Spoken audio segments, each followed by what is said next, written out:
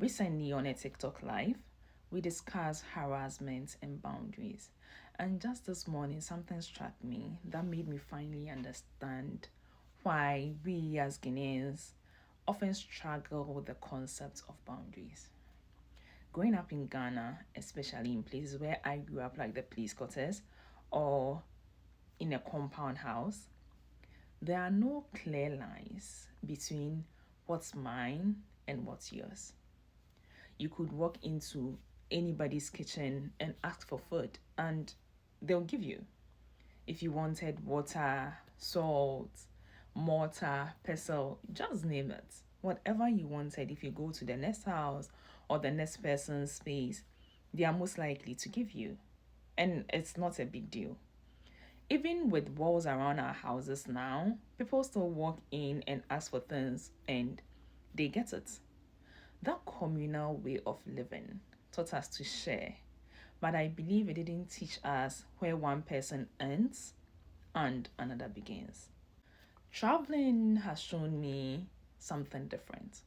In other places, even when there are no walls, maybe just hedges, there are invisible lines and invisible decrees people adhere to. You don't walk through someone else's yard to get to yours, you use the walkway. You don't touch someone's stuff without asking. You even ask before giving a compliment, sitting next to someone in a public space, or entering their space in general.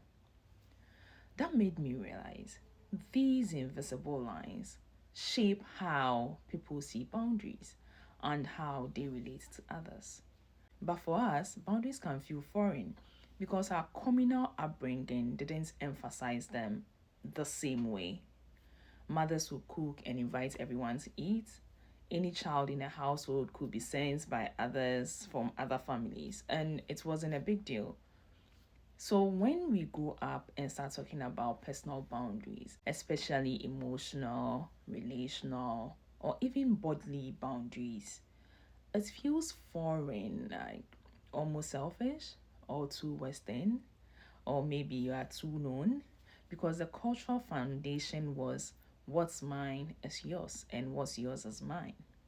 That means saying no can feel like rejection, disrespect, or betrayal of community. People might see a certain boundaries as pride or unkind, or maybe you are too something, or you know. We internalize that other people's needs or comforts come before our own. This explains to me a lot about why harassment, overstepping, or lack of respect for personal space go unchecked.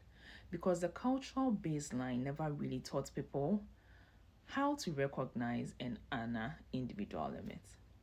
Maybe this is why we find it hard to say no, to claim space, or to understand when someone else sets a line.